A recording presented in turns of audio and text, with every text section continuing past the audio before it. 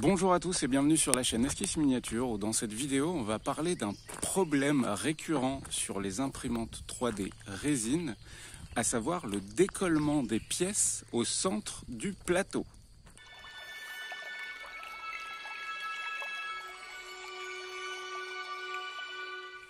Alors ouais, c'est une vidéo un petit peu plus technique que d'habitude, rien de fou, rassurez-vous, parce qu'en fait on va justement aborder des moyens de régler ce problème relativement simplement. Et c'est un problème qui est connu et récurrent sur les imprimantes 3D, donc résine, donc dans les bacs, dans les bacs de résine, où vous avez souvent des problèmes d'accroche au centre du plateau. C'est un problème qui est beaucoup plus connu sur les imprimantes qui ont des grands plateaux. Donc là, je pense à la Saturn et à la Mono X, par exemple, qui sont les deux, entre guillemets, leaders de ce truc-là. Mais il y a la Mighty aussi de chez Anycubic. Enfin bref, il y a plein d'autres modèles. Mais ces grands plateaux qui font 20 cm par 12-13 cm de côté, c'est très vrai sur ces modèles-là. Pourquoi ? Parce que, je vais vous l'expliquer plus loin, parce qu'en fait le FEP, donc ce film transparent qui est au fond du bac, il est maintenu moins bien au centre que sur une imprimante 3D plus petite, parce que c'est simplement plus grand, tout simplement. Mais je vais vous l'expliquer après, vous allez voir, c'est beaucoup plus clair.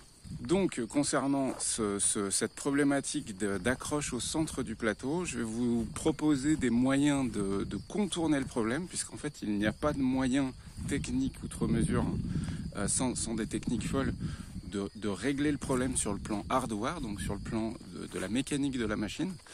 Mais il y a plein de moyens de le contourner au moment de la préparation de votre fichier 3D. Ce que je vous propose, c'est qu'on passe directement sur l'établi, histoire que j'illustre mes propos en vous montrant tout ça, en fait, tout simplement.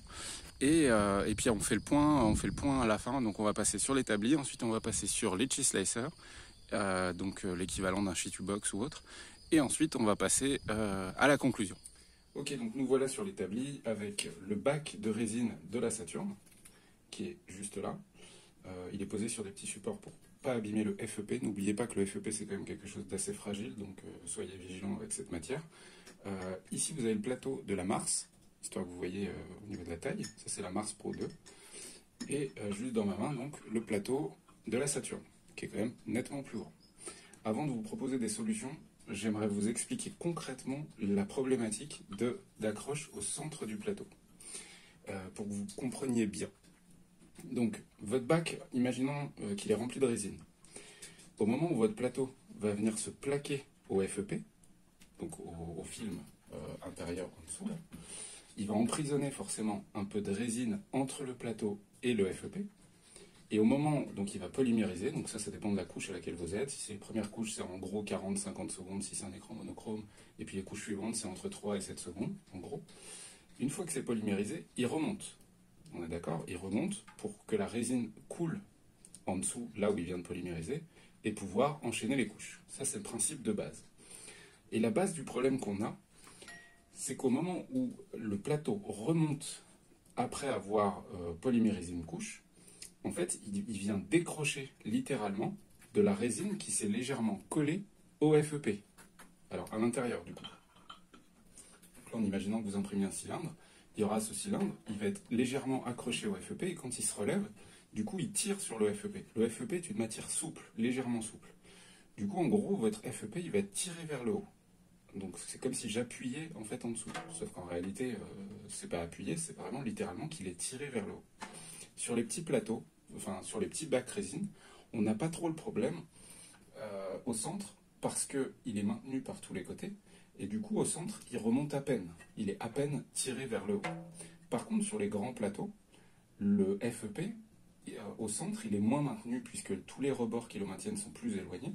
Du coup au centre ça remonte plus et du coup souvent on a des problèmes d'impression au centre du plateau des grandes imprimantes. Donc là je parle de la Saturn, mais c'est valable aussi pour la Photo Mono X, pour les Mighty, etc.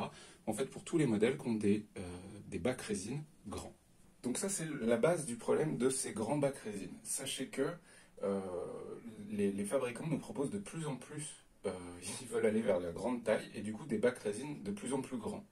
Et il est à fort à parier que ce problème d'impression au centre de ces grands plateaux va poser problème encore plus sur des modèles avec des bacs résine encore plus grands. Pourquoi ? Comme je vous l'expliquais, parce qu'en fait, on a un maintien du FEP sur les bords, mais pas au centre, et du coup forcément ça pose problème au niveau de l'accroche, puisqu'au moment du décollement, c'est tiré vers le haut, et du coup ça merdouille. Sachez qu'ils sont déjà en train de bosser sur des tas de trucs, pour avoir été en contact avec Elego, avec Photon, etc. Ils sont en train d'essayer de développer déjà un autre type de FEP, un FEP beaucoup plus rigide, quasi rigide, qui ressemblerait presque en termes de solidité à des feuilles de plexiglas, ce qui fait qu'on aurait beaucoup moins ce problème de souplesse du matériau sur une version qui ressemble à du plexi, parce qu'on est sur quelque chose de beaucoup plus rigide. Maintenant, ils ont toujours des problèmes de perte de définition, parce que plus on va augmenter l'épaisseur d'un matériau transparent, plus la lumière qui passe à travers doit être puissante pour ne pas être altérée. Je vous la fais courte, mais en gros, c'est ça. Donc ils sont en train d'essayer de développer ces FEP rigides, je ne suis pas sûr que ça marche. Et il y a une autre technologie qui existe, celle-là, depuis très longtemps, qui est le principe d'impression sous vide. Donc en gros, partez du principe que il faut imaginer qu'il y a un espèce d'aspirateur qui va venir plaquer votre FEP au corps de l'imprimante.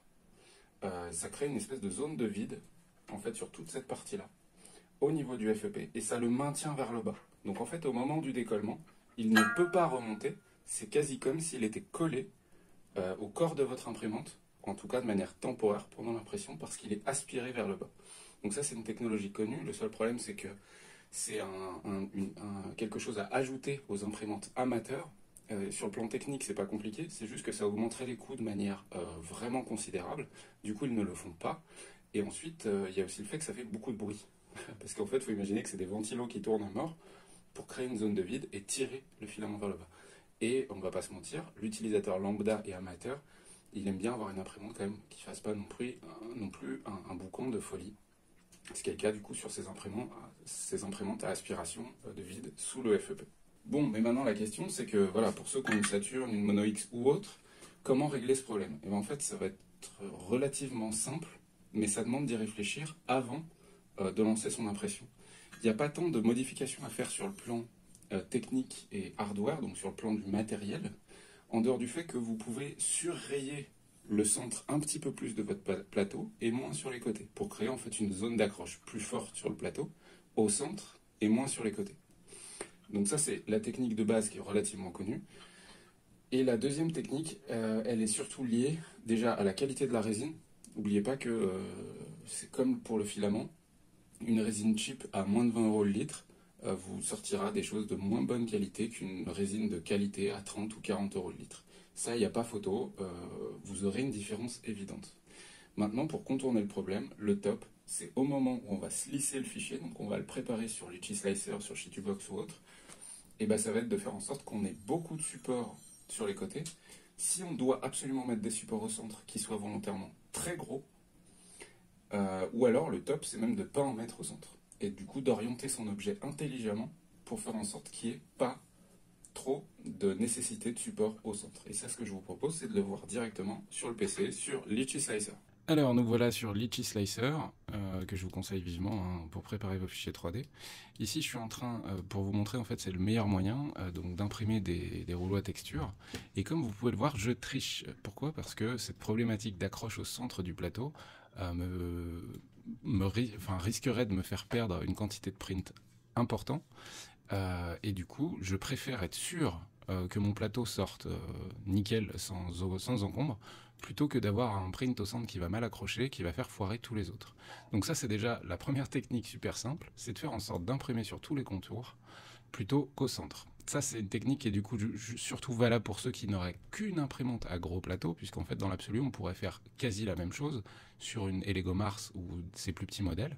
Ce qui est sûr c'est que j'aurais quand même moins de rouleaux. Sur une Elego Mars je sors 8 rouleaux en même temps, là je peux quand même en sortir 16 sur un plateau de Saturn et de Photon Mono X. Même si j'aurais pu en sortir 24 en exploitant le centre. Encore une fois, c'est une histoire de bénéfice-risque que je préfère comme ça.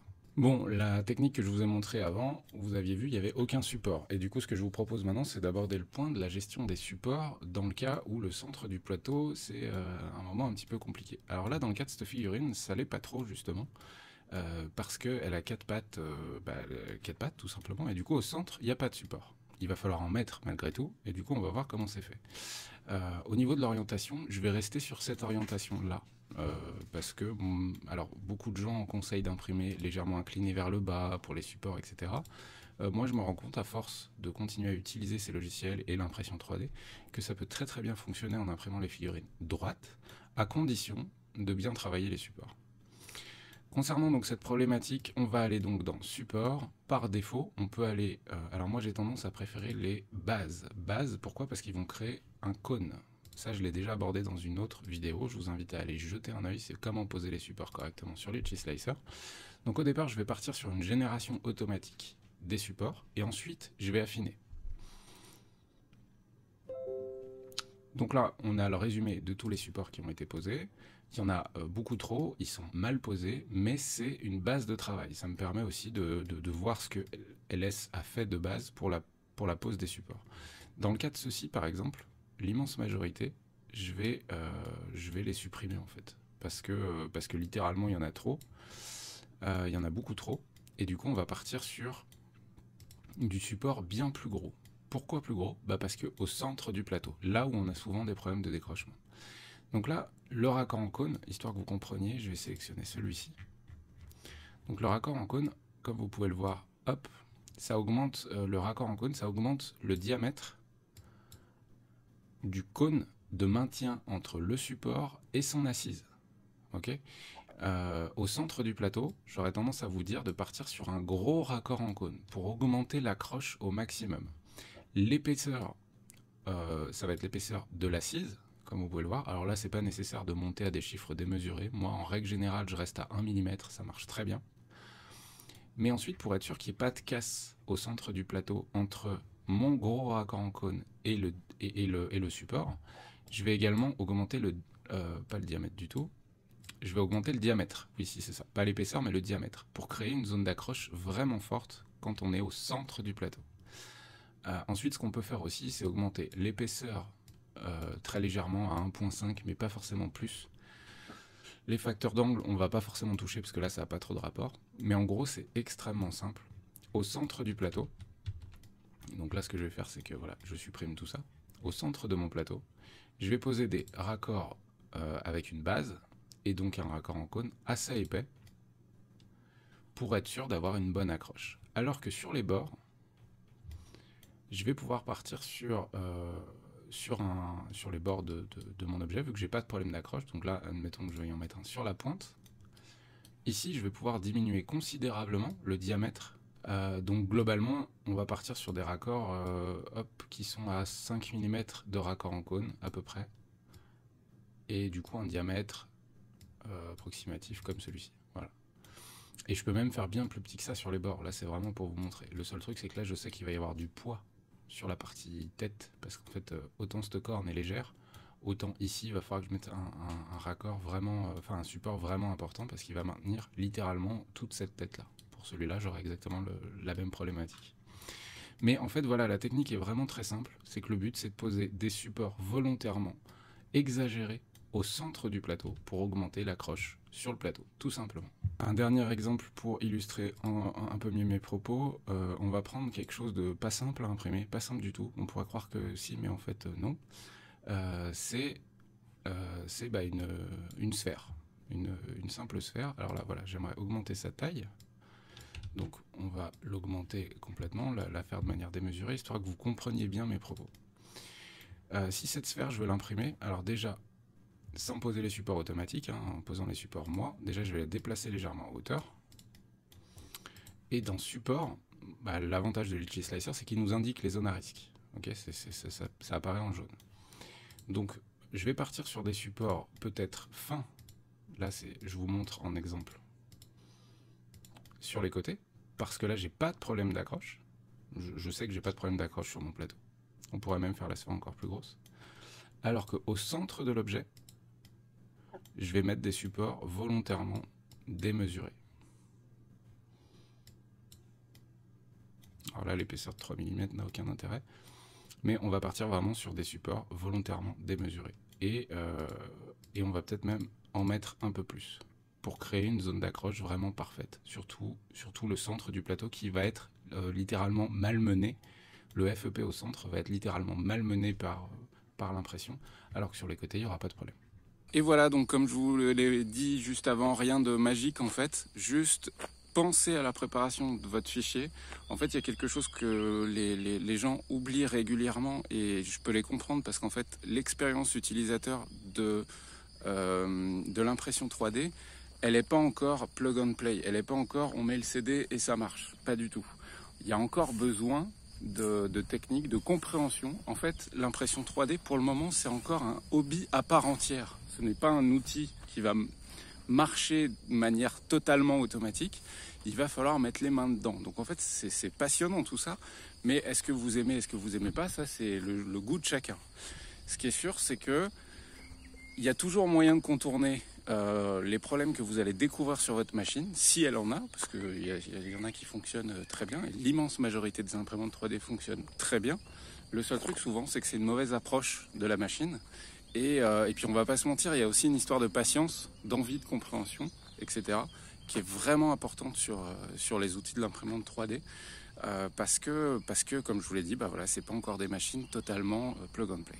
J'en profite pour refaire un petit coup de publicité pour Litchi Slicer, que je vous invite vraiment à tester si vous avez l'habitude de travailler sur Shitubox ou sur d'autres logiciels de préparation de fichiers 3D résine. Litchi Slicer, c'est un très très bon logiciel. Moi maintenant, je n'utilise plus que celui-là. D'ailleurs, il y a quelques mois maintenant, la plupart des gens présents sur Patreon, et là je vous parle des gros producteurs de figurines 3D, sont passés sur Litchi Slicer pour faire leurs figurines pré-supported. Donc on est vraiment sur un logiciel qui marche super bien, qui a une interface, c'est du bonheur à côté d'un Shitubox, qui a une logique d'utilisation qui est vraiment super bien branlée, et surtout en plus qui existe en freemium, ce qu'ils appellent le freemium. Donc en fait c'est que une grosse partie du logiciel est disponible gratuitement, c'est-à-dire que vous pouvez très bien utiliser Litchi Slicer gratuitement. Et ensuite, il y a des options qui sont payantes, mais en fait, c'est un système d'abonnement. Je crois que c'est 2 € ou 3 € par mois. Et du coup, bah voilà, vous vous abonnez à 2 ou 3 € par mois. Et là, vous aurez accès à l'intégralité des bonus, des outils proposés sur ce logiciel. Il faut savoir en plus que c'est un logiciel qui est français, et ça, c'est cool. C'est très cool. D'ailleurs, Thomas de Polyworkshop, je te salue, qui est donc aussi dans l'équipe de dev de Litchi Slicer. Donc voilà, allez y jeter un œil. Si vous voulez pas payer, bah payez pas, mais essayez-le, vous allez voir la différence. Parce qu'il y a une différence aussi qui est majeure sur un truc, en dehors de l'interface qui est quand même vraiment plus agréable que sur les autres. C'est la qualité des prints que vous allez sortir. Vous avez une différence qui est complètement folle sur le moteur de calcul de votre fichier 3D. En gros, Shitubox et d'autres vont faire de la vectorisation. Donc en fait, ils réexportent le fichier pour le transformer en un fichier lisible en CTB par votre machine 3D. Alors que Litchi Slicer, lui, il fait tout en direct. Je vous la fais courte et sur le plan technique, je vais pas trop loin. Il fait tout en direct et il respecte votre modèle 3D vraiment de A à Z. Donc vous pouvez tester un print fait sur Shitubox, le même print fait sur Litchi Slicer, vous verrez une différence sur le résultat final de votre pièce. Et ça, c'est aussi super important. Sur ce, cette vidéo est terminée. J'espère au moins que j'aurai éveillé votre curiosité sur cette petite problématique qu'on peut parfois rencontrer avec les imprimantes 3D résine. Mais encore une fois, rien n'est perdu d'avance. Il faut toujours trouver des moyens de contourner ces problèmes. Et c'est le cas avec ces petites combines. Et il y en a d'autres. Si vous en avez, n'hésitez pas à les partager dans les commentaires. Comme d'habitude, vous savez, abonnez-vous à la chaîne, un pouce si vous le pouvez, etc. Tipeee, Patreon. Je vous souhaite bonne peinture et bon jeu et on se retrouve très vite pour des nouvelles vidéos. Ciao, ciao!